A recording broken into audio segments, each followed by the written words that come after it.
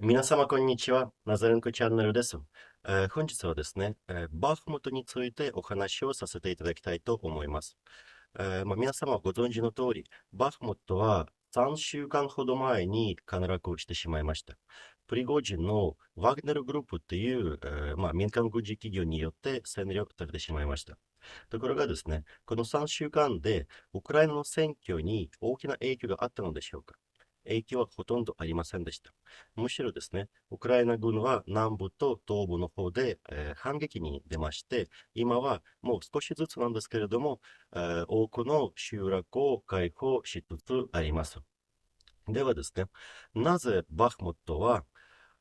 の陥落はそんなに大きな影響を与えなかったのでしょうか？実はですね、私もびっくりしてたんですけれども、もうバフムトの戦いっていうのは、もう本当に8ヶ月間ずっと続いたんじゃないですか。でも、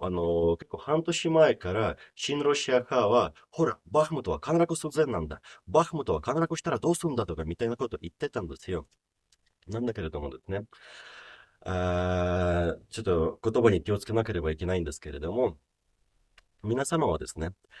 今の戦争が始まる前までに、バフムトっていう地名を聞いたことありますか？ないでしょう。おそらく誰もいないと思います。なぜかというと、私はもう生まれてから19歳までずっとハルキフ、つまりずっとウクライナ東部の方で暮らしてきたんですけれども、こんな純粋なウクライナ人の私でさえは、バフムトという地名を一度も聞いたことがありませんでした。バフムトの旧名アルテョモスクも聞いたことがありませんでした。で、理由は非常に簡単であります。バフムトっていうのは、人口は数万人に過ぎない、言い方悪いんですけれども、田舎町であります。地方都市ですらないんですよ。地方都市よりもすごく小さな町で、あります。でですね、だから、ウクライナには同じ人口、同じ面積の町は他に何百個もあります。こんなですね、一つ一つの小さな町の奪い合いっていうのは、戦争になれば当たり前の話であります。で、そうですね。そもそもウクライナ軍の戦略っていうのは、流動的防衛っていう戦略の方針をとっています。なぜかというと、もうロシアと比べて圧倒的な火力と兵力の差があるわけであります。もしですね、本当にもう領土の1ミリ1ミリにしがみついて、それをもう死の覚悟で守ろうとしてたら、負けます。その力と力の直接の衝突になったら、ロシアは圧倒的に有利になります。じゃあ、ウクライナは何をしてるかというと、流動的防衛といって、要するにウクライナの部隊をどんどん移動させながら敵軍でできるだけ大きな損失を与えることが目的であります。だからですね、そのバフムト自体は戦略的な価値がほとんどありませんでした。なんだけれども、バフムトの戦いに大きな価値がありました。なぜかというとですね、ロシア軍はまず8ヶ月間にわたってもう一国の総力を挙げてその町を落とそうとしました。そして、バフムトの陥落に政治的な意味をすごく重くて、なんていうか、もともと重かったわけではなくて、すごく激戦地になったので、ロシア軍はバフムトの占領をもう第一の目的に、してきました。だからそのせいでですね、ちゃんと戦略も戦術もちゃんと考えずに、どんどん新しい兵士をそのバフムトに送って死なせてきたんですよ。バフムトの戦いでロシア軍の損失は5万を上回っていると言われています。だから、もうよくバフムトは陥落したウクライナ終わりみたいなことを言われてるんですけれども、まずもうすぐにそうなってない。すでに親ロシア派の主張が論破されてる。でも、その気持ち、なんていうか、ウクライナ人の気持ちをわかるように、ちょっと想像してみてください。あくまでも本当に、仮の話なんですよ。もう本当に想像だけの話であります。もしですね、日本が、例えば日本では戦争が起こりました。中国は日本を侵略しました。そして中国軍が福岡県に上陸しました。で、そこではですね、もう本当に1年半にわたってすごく厳しい戦いがありました。で、もし皆さんはですね、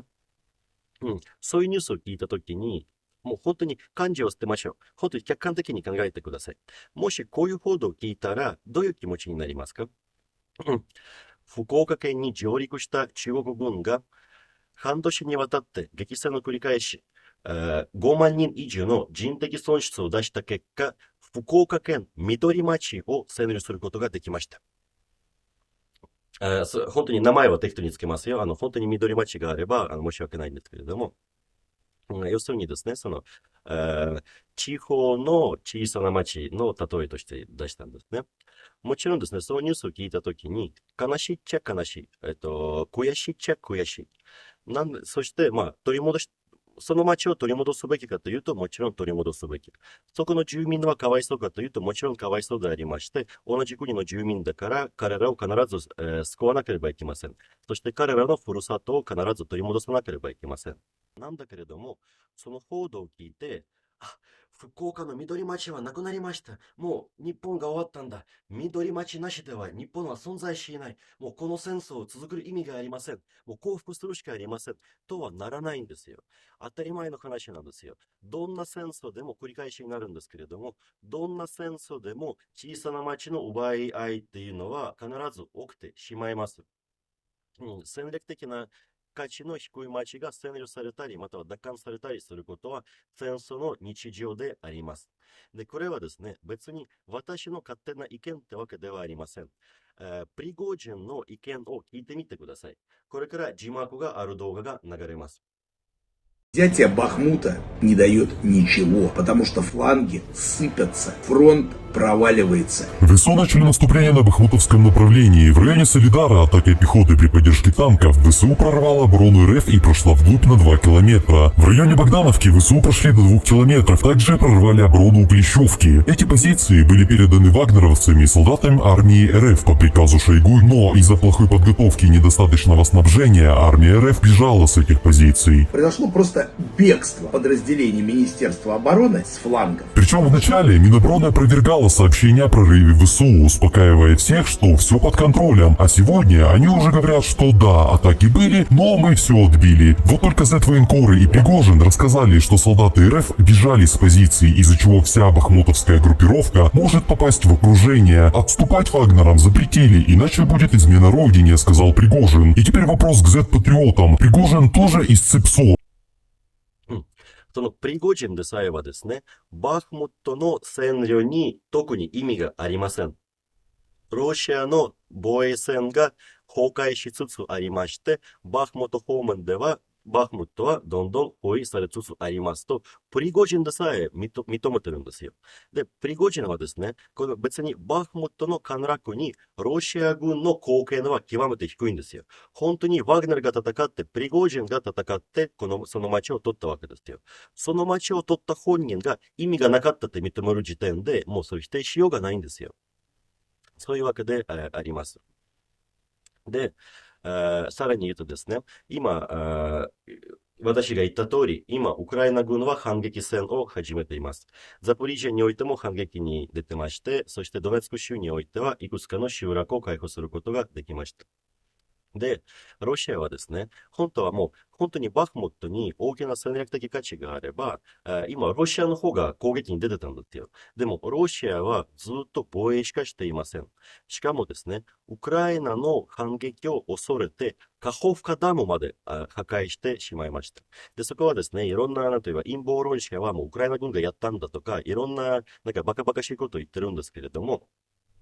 ウクライナ軍にとっては、カホフカダムを第一に、カホフカダムを破壊させるメリットは何一つもありません。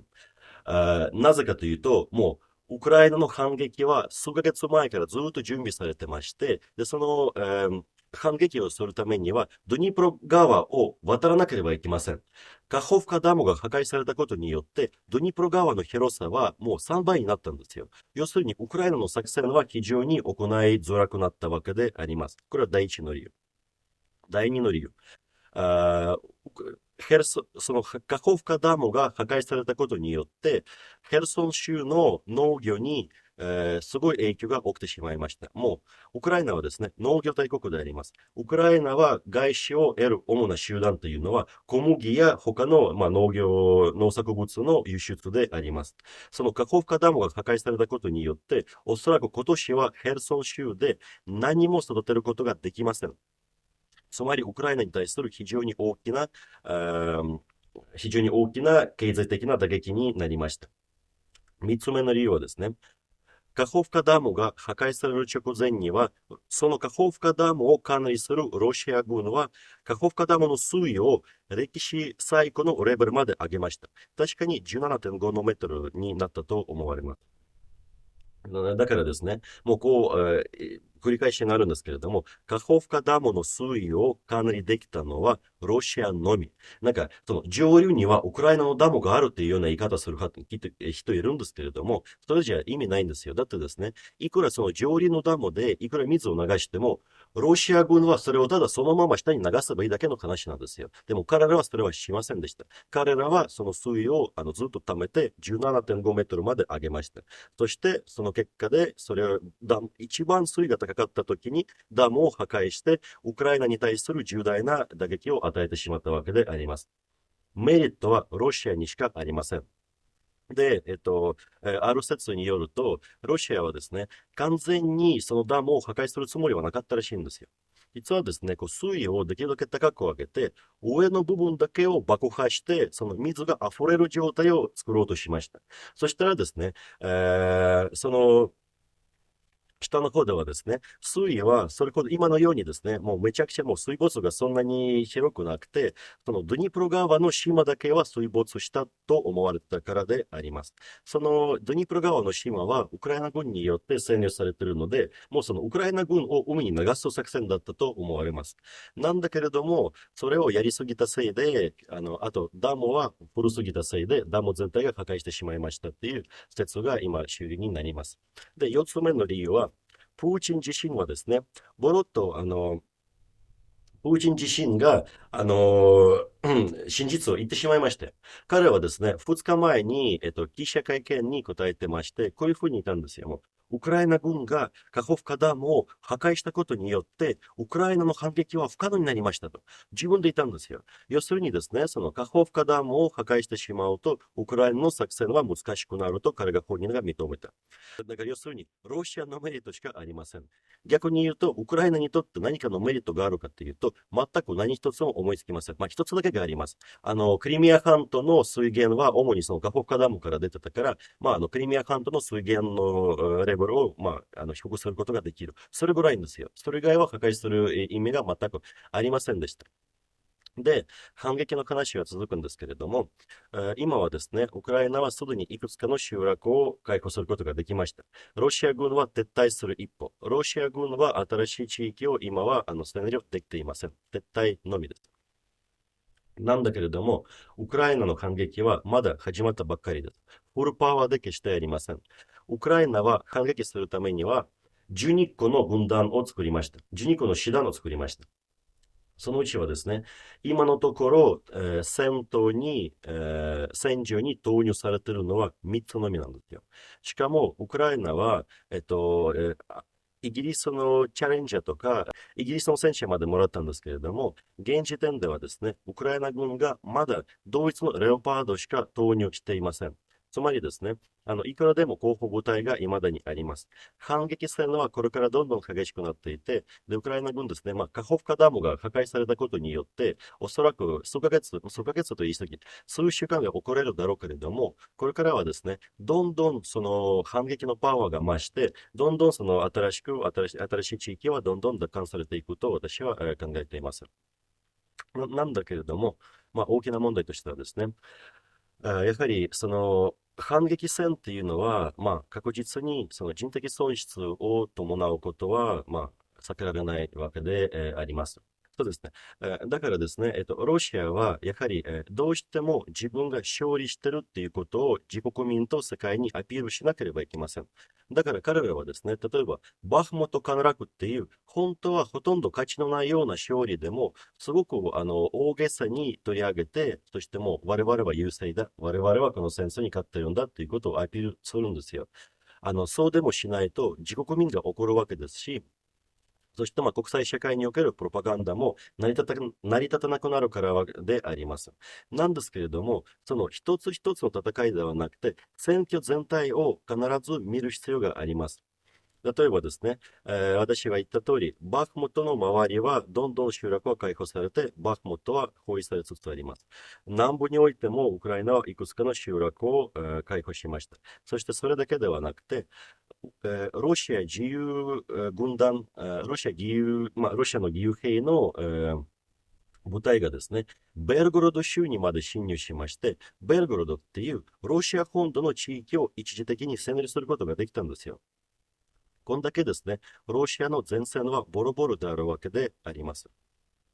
だからですね、これからですね、別に私のことを信じなくても、これからニュースで真実は判明するんですけれども、ぜひですね、一つ一つのその小さなニュースではなくて、選挙全体を見ていただければと考えています。とりあえず、バフムトについては以上であります。ご清聴ありがとうございました。